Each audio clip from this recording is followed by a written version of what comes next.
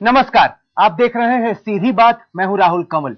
अन्ना हजारे के खिलाफ जिन नेताओं ने विरोध किया है उनमें सबसे आगे हैं लालू यादव, जिन्होंने संसद में अन्ना पर सीधे सीधे हमला बोल दिया। आज सीधी बात के कार्यक्रम में हमारे साथ मौजूद हैं। बहुत बहुत शुक्रिया लालू जी। आप ये बताइए कि आखिरकार क्यों चिढ़ते हैं आप अन्ना हजारे से? ये अन्ना हजारे वर्सेस लालू यादव नहीं है, ये भ्रम है लोगों का, और ये भ्रम फैलाया भी जाता है।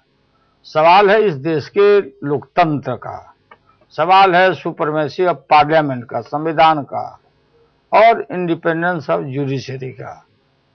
और देश की जनता ने हम लोग को चुन के भेजा है ताकि अपने संविधान को, लोकतंत्र को, बाबा के दिए हुए संविधान की रक्षा करना, गलत दिशा में देश को नहीं ले जाना। अब इन चीजों को हम लोग बेबाक रूप से, कोई भी अन्ना के खिलाफ नहीं, आदमी कोई भी नहीं है, पर अन्ना चाहते हैं कि एक मजबूत कारगर लोकपाल आए। कल जिस तरीके से संसद में हमने देखा, ये पहले बात क्लियर हो जाना चाहिए कि जो लोग चाहते हैं कि लालू खिलाफ कर रहे हैं अन्ना का या लोकपाल का, अन्ना जी बाद में भ्रष्टाचार के लड़ाई को शुरू किया है। हम लोकनायक जयप्रकाश नारायण जी के कोख से, जेपी मूवमेंट जिसको कहते हैं, उस कोख से हम लोग निकले हुए हैं। यह कहना अन्ना जी हो या कोई हो कि लालू यादव ने क्या किया भ्रष्टाचार के मुतालिक, मीसा में मैं नजरबंद था। लोकनायक जयप्रकाश नारायण जी का नारा था भ्रष्टाचार मिटाना है, नया देश बनाना है, और इसके तहत इमरजेंसी लागू हुई। हम लोग मीसा में थे। मैं नहीं जानता हूं कि अन्ना जी या उनके साथी लोग कहां थे। तो कोई अन्ना का खिलाफ नहीं, इस सवाल पर सारे पार्टी के लोग, सभी दल के लोग, हम सभी देशवासी हैं कि भाई भ्रष्टाचार खत्म होना चाहिए। और कैसे भ्रष्टाचार खत्म होगा, इसके लिए बेहतर क्या मैकेनिज्म हो, क्या करना चाहिए, लेकिन बिल्कुल खत्म होने का तो मैं कोई लक्षण नहीं देख रहा हूं कि जो बातें आ रही है छन करके, जो राजनीति हो रही है, चाहे अन्ना जी हों या उनकी टीम के लोग हों, मैं कोई खिलाफ नहीं। पर संसद में जिस तरीके से हमने देखा, सब नेता आपकी वाहवाही कर रहे थे, कांग्रेस के हो या बीजेपी की। ऐसे लगा कि लालू यादव को नेता बनाया गया कि किसी तरीके से इस लोकपाल बिल को गिरा दिया जाए। नहीं, गलत बात है।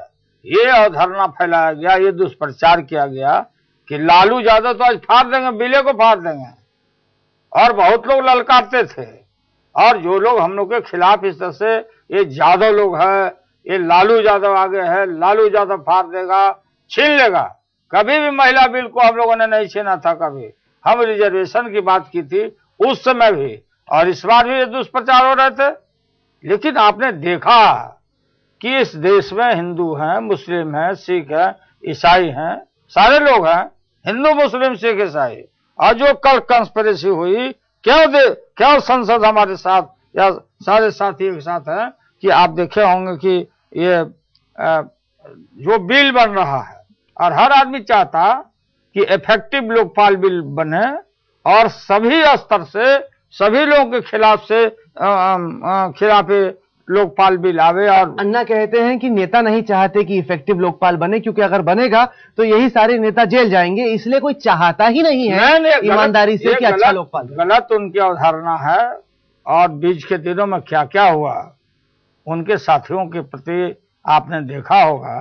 ये कौन बोलता?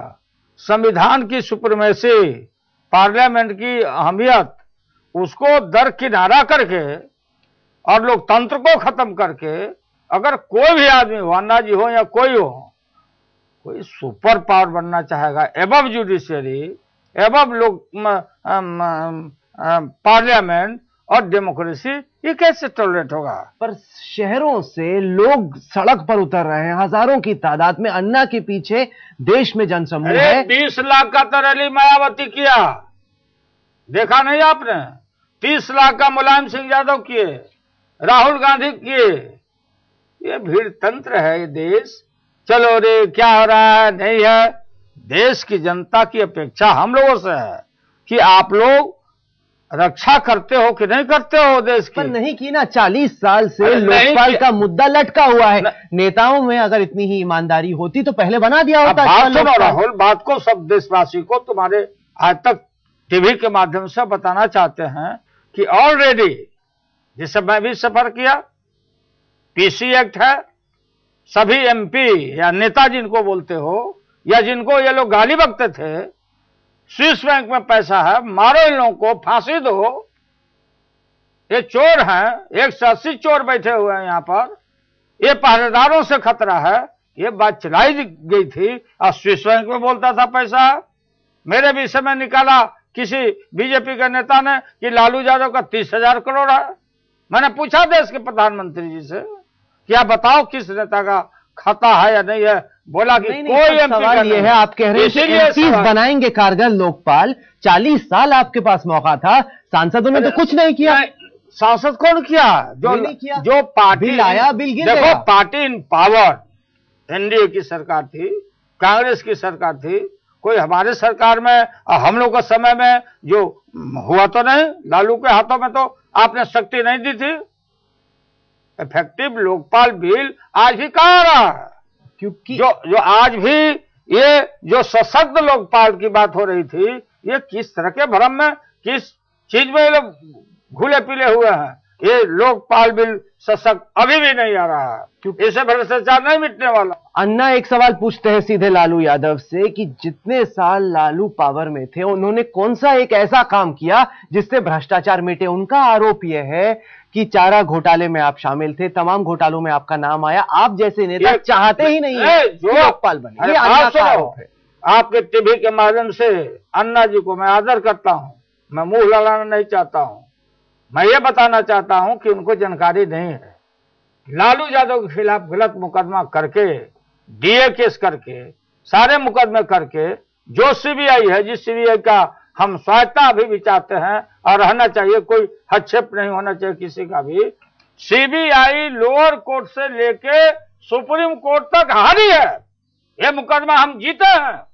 CBI fail to prove, to establish नहीं कर सका सीबीआई, हम जीते। इनको मालूम है अन्ना जी को। पर हकीकत यह भी है कि सीबीआई को सरकार ने इजाजत नहीं दी अपील करने की। जब केस में फैसला आया, सीबीआई अपील करना चाहती थी, सरकार ने इजाजत नहीं दी। इसीलिए अन्ना कहते हैं कि सीबीआई को सरकार से इजाजत लेनी ही नहीं चाहिए। नहीं, इजाजत बात अलग है, इनके शरण में दे देना चाहिए क्या सीबीआई को? हम तो स्वायत्ता की बात करते हैं। सीबीआई हर स्तर पर लड़ी है सुप्रीम कोर्ट तक और हम जीते हैं।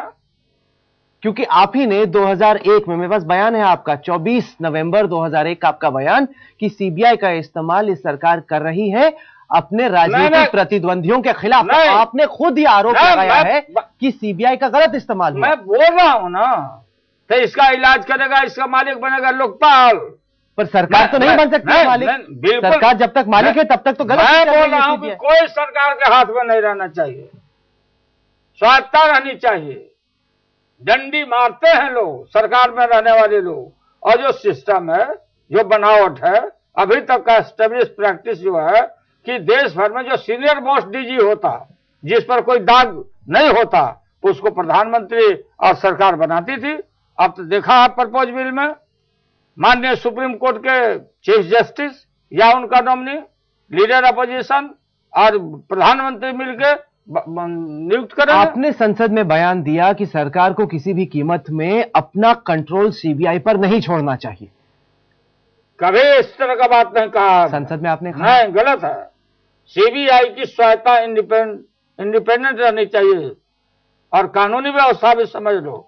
आईपीसी और कंपेन भी हुआ सीबीआई का, इधर हाल के दिनों में बताया, सही बताया सीबीआई के लोगों ने। कानून, मैं एलएलबी हूं, मैं जेल में पास किया हूं, कानून मैं जानता हूं कि कोई case refer by the court या एनी ऑर्गेनाइजेशन या government to the CBI, the inspector of police is empower competent to investigate the case. और वो बात सुनो ना, मेरी बात सुनो पहले। तो वो केस इन्वेस्टिगेट करने के बाद उसको समझ में आएगा कि नहीं फाइनल करने लायक है, आगे अपने प्रोसिक्यूशन से राय ले या नहीं ले, क्या करता, लेकिन he will state report to the judiciary. पर वही लेकिन अभी तहकीकात से पहले उसी अफसर को सरकार की इजाजत लेनी पड़ती है। अगर भ्रष्ट अफसर हो, ज्वाइंट सेक्रेटरी, हकीकत है लालू जी, ज्वाइंट सेक्रेटरी से सीनियर कोई अफसर हो, उसके खिलाफ तहकीकात के लिए आपको सरकार की इजाजत लेनी पड़ती है। पी होता है उसमें, प्रिलिमिनरी कि कोई एलिगेशन है तो सीबीआई इज कॉम्पिटेंट, वो देखता है। ऐसा नहीं कि आंख बंद करके तोप चला देता है सीबीआई। हमने क्रिटिसाइज किया है, क्रिटिसिज्म हर ऑर्गेनाइजेशन का होता रहेगा, लेकिन सीबीआई को जब आज चर्चा देश भर में आप कर रहे हो, हम कर रहे हैं, अन्ना जी कर रहे हैं कि सरकार का वो पिट्ठू हो जाता है, तो इस पिट्ठू से हटाओ। सही है, ये हम साथ हैं, यही बात तो बोला। ना आपके पास जाएगा ना सरकार के पास जाएगा, इंडिपेंडेंस ऑफ जुडिशियल सीबीआई होनी चाहिए। और उसमें अपॉइंट करने का अवसर, उसके लिए मैकेनिज्म बैठ के पीसफुल एटमॉस्फेयर में। लेकिन किस बात का बिल पास होने जा रहा है? अब फिर हमको आप बुलवाना चाहते हो? आप बोल रहे हैं कि बेकार का चीज है, मनसंत करेगा, आंदोलन करेगा, तो काहे को एक्सरसाइज हम लोग कर रहे हैं बताओ? इफेक्टिव बिल नहीं है, मैं भी मानता हूं, सशक्त नहीं है, मैं भी मानता हूं, मैं बोला भी हूं।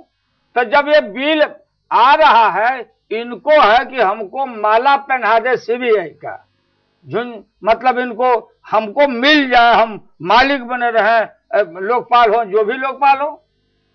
अब मैंने 50 बार मैंने पूछा है कि सर्च कमेटी में जो लोकपाल होगा तो उसका क्वालिफिकेशन क्या होना चाहिए बताओ? कौन आदमी को चुनोगे? यहाँ पाइपलाइन में बहुत आदमी बहुतों से कमिट करके लोग बैठे हुए हैं कि तुमको बनवा देंगे।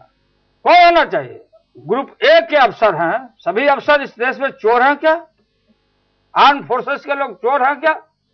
क्लास 1 में आर्म फोर्सेस भी आता है, इस फोर्स को भी डाला उसमें, ये कांग्रेस पार्टी इन लोगों ने डाला है।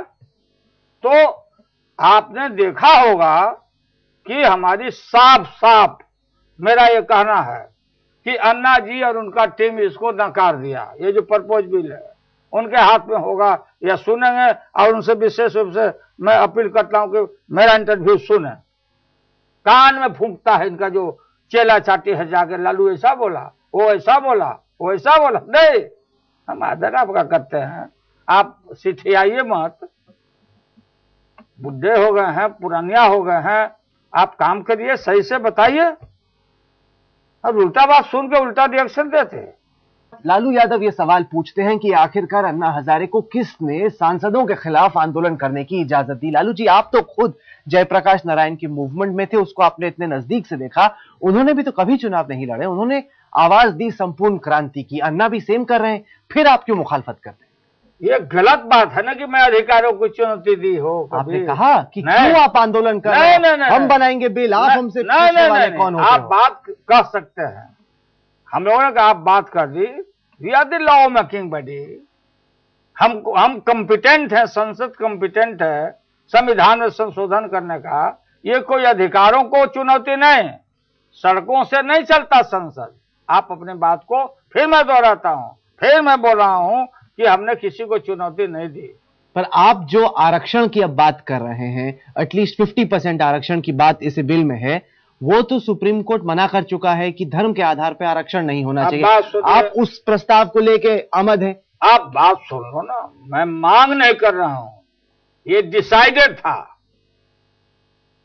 अस्थायी समिति, ऑल पार्टी, और ऑल पार्टी ही नहीं, कैबिनेट ने भी क्लियर कर दिया, और आज के अखबारों में छपा भी है, जो मैंने कल कहा था नवभारत टाइम में और सहारा में, कि आरएसएस और बीजेपी के दबाव पर जब पेपर प्रिंट हो गया, सर्कुलेट हम लोग को नहीं हुआ, तो बीजेपी आरएसएस के दबाव पर जो रिजर्वेशन, ये गवर्नमेंट जॉब नहीं है, नौकरी नहीं है कि अब गवर्नमेंट जॉब में है कि अब 50 नहीं कर सकते हो। एक संगठन खड़ा हो रहा है, एक ऑर्गेनाइजेशन खड़ा हो रहा है, इसमें ये माना हुआ था। मांग में नहीं, नया मांग में नहीं कर रहा हूं। मुझे समझाइए जरूरत क्या है? भ्रष्टाचार से लड़ने में आरक्षण की जरूरत क्या है? बात सुनो ना मेरी बात को, फिर ले जा रहे हो आरक्षण, गलत दिशा में ले जा रहे हो। सवाल सही है। नहीं, सवाल मेरा, ये आपके सवाल का मैं जवाब देता हूं कि जब ये शुरू से ही कि एक बॉडी बन रही है, हमने स्वीकार किया हम लोगों ने,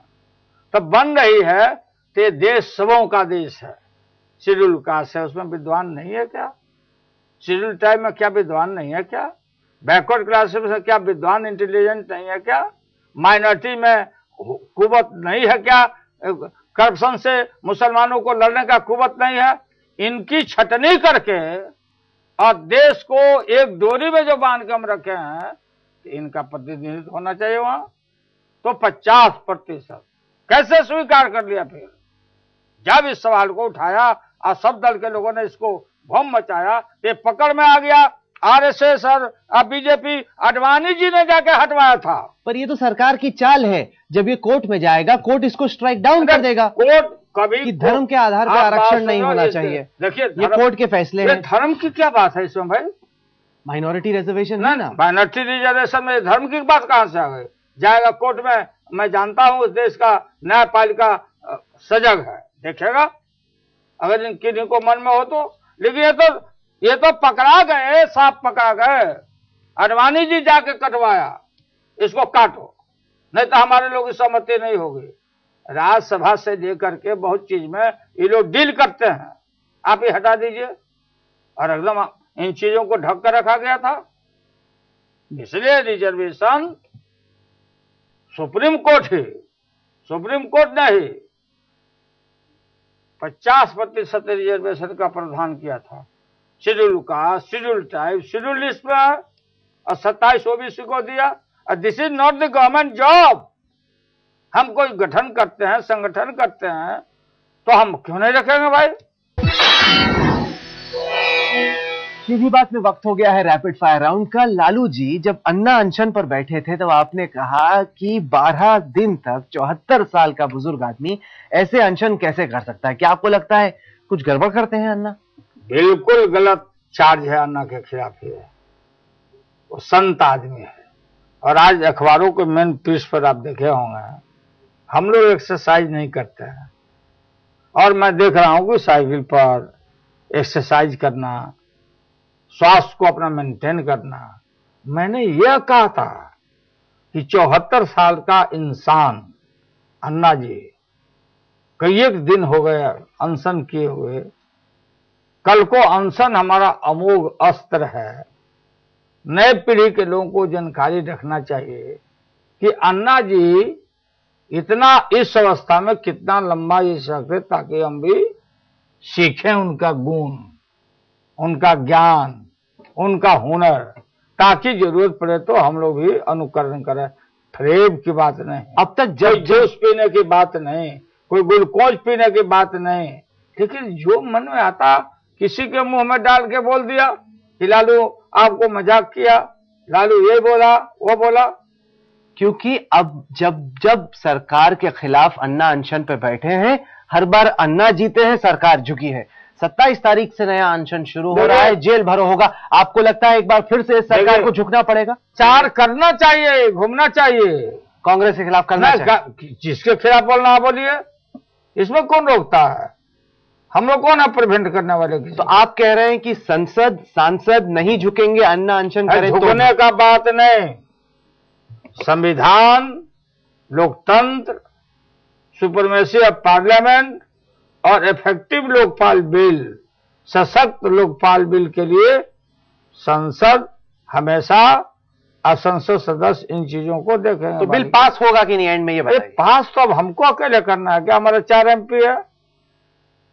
ये पास तो अब तो पार्लियामेंट कर भी फाइनेंस मिनिस्टर बोले नहीं, क्योंकि लोगों को लगा पार्लियामेंट में सुन के कि इरादा ठीक नहीं है, कोई नहीं चाहता कि बिल आए। नहीं, जो लोग इतना दिन तक प्रचार किए, अब वो उल्टा प्रचार किए, क्या किए नहीं किए, वो क्या सब पास करने के लिए आप मदद करेंगे बिल पास? आप चाहते हैं? बिल्कुल लोकपाल बिल हो, लोकपाल बिल आवे, सशक्त आवे, ताकि कल देश की जनता विश्वास करे कि नहीं भाई ये आने से भ्रष्टाचार मिट गया, ये पास होने से हो गया।